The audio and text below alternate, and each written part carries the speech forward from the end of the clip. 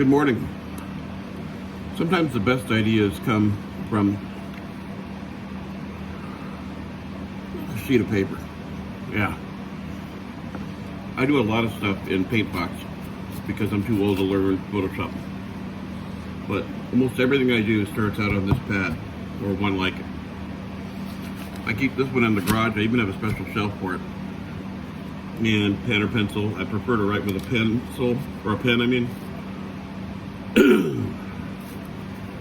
But today I need to build a planter box for a guy, and it needs to be 36 inches long.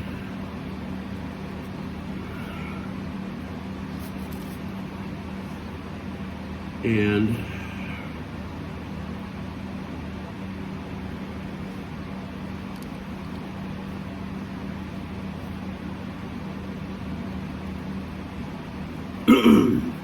we want it to be a rectangle.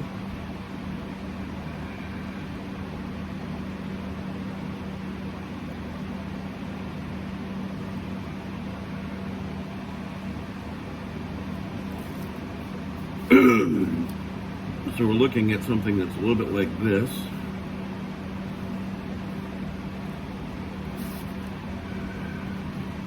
But it sits on a ledge, and that ledge has a slight angle to it. So this edge here and this edge here will have a difference. Now he said he wants this thing to be about 10 inches in depth and 36 long. Now with the average pot being about between 8 and 10 inches, I'm going to make this edge here 8 inches deep, and this one here, since it's on about a 15-degree angle, I'm going to make this 10 inches, which isn't really a lot, but it allows me to split the difference. So that gives me a median number in the middle of about 9 inches. And from there, I can deduce that on a vertical bird's eye view here with 10 inches, 36, this is looking into the box, that I need to have a nice little ledge for it.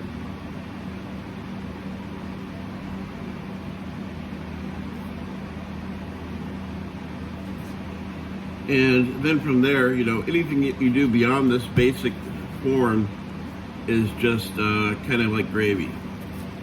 So I like to put a nice little edge on top that hides any of the wood cutting and stuff. And I always do it at 45s because it just looks prettier. And that way it puts the edge of where the wood line comes together on the corners. Now you can do it so that it's like you have your piece of wood here like this, and obviously this is blown way up, and everybody's familiar with doing it just like this. The problem I have is if you're looking at it on this line here, it looks great. But as soon as you go and look at it at the corner, you can see the edge line where it comes together. And I know it's just stupid, but it's just how my brain works. This, to me, doesn't look nearly as good as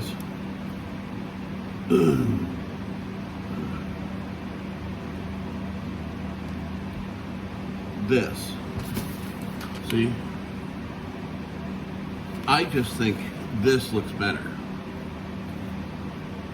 The only thing I think that would look better than this is if you did like maybe a dovetail, but we're talking about a piece of wood where its actual thickness is that almost right there exactly. I mean, we're talking about 3/4 of an inch on the outside.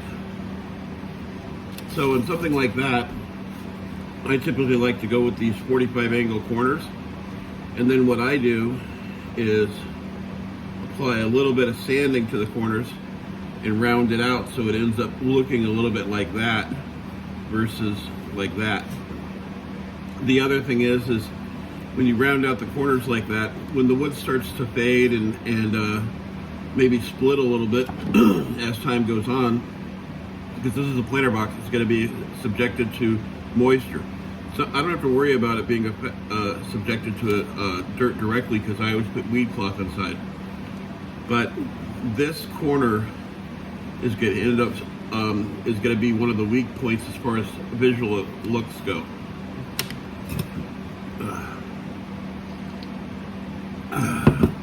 Threw up this morning. That was a lot of fun. It happens whenever I cough too much in the morning. So back to the basics. I go with the 45 angles in the corners, and this is just a top piece, and it's only like 3/4 of an inch to a half inch high. And then what I like to do when I do this is I'll make this section here big enough that there's a little bit of an overhang going across, so that, and I never count this into the number. Whenever I make one of these lips that goes across the top, I never count that into the number, and the reason is because this has nothing to do with the volume. It has everything to do with it just looking slightly better. It's amazing how you can take a piece of wood and just by, these are on angles, just by looking at this like this, you know, the wood's gonna look better than this because this is plywood, but putting an edge on the top and then having it extend over the edge, it just gives it a more appealing view. People get to see the nice wood grain on the bird's eye when they look down at it, and it creates kind of a shadow on this, and it creates depth. It doesn't do that if you just do this.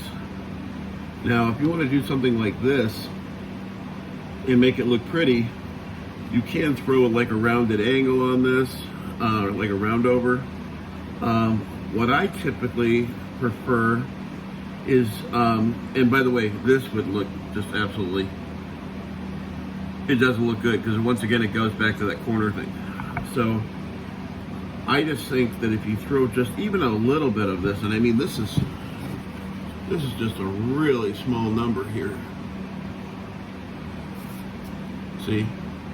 If you threw even just a little bit on here, it just creates a little bit more depth out of it and makes it prettier. And so what I typically do is I usually go with like a 1-inch rule. On these, because this is so small, because it's only like 10 inches deep, I'm probably gonna make it just around 3/4 of an inch. And then of course this will get rounded up on both sides. I'll round up this edge with a router on both sides, and it'll make it really pretty. And the better part of it is even though it's gonna be sitting up on a ledge 10 feet off of the ground, it's not gonna get snagged on anyone's clothing. That's another thing I think about. I think about clothing because I'm always getting my pockets caught on the drawers in the kitchen. And no, I'm not gonna change out the kitchen handles because that's not my department. Even though I rule the kitchen because I'm a better cook, she rules the house. If you have any delusions about that, let that sink in. But the other thing is dogs. Dogs love to chew on corners. I don't know why they do it. They just do, especially my dogs. But I've had other customers tell me that, you know, their dogs are like, they like to chew on the edges of the wood. Who knows why? So I'm gonna have, you know, this here with the slight angle here and here, and this is a really simple box to build. I mean, we're talking about like, I'm gonna have a sheet of piece of wood here inside the edge, and another piece here and another piece there. And I always like to do my front facing board. So we'll say this is my front facing right here. I always like to have my front facing board covering the sideboards when I do that. And I'm sure there's probably some really good reasons, but the biggest one for me is I want the front facing board to look as pretty as possible. no, I'm not going to do this and put a 45 on every piece of wood. Because quite frankly, it's not incredibly strong. I prefer to butt the wood up to each other, and I'm not depending on the screws or the nails. I'm depending on the glue. If you use the right kind of glue, Type-On, you don't have to think about such things. Anyway, this is my sketch page. Hope you liked it.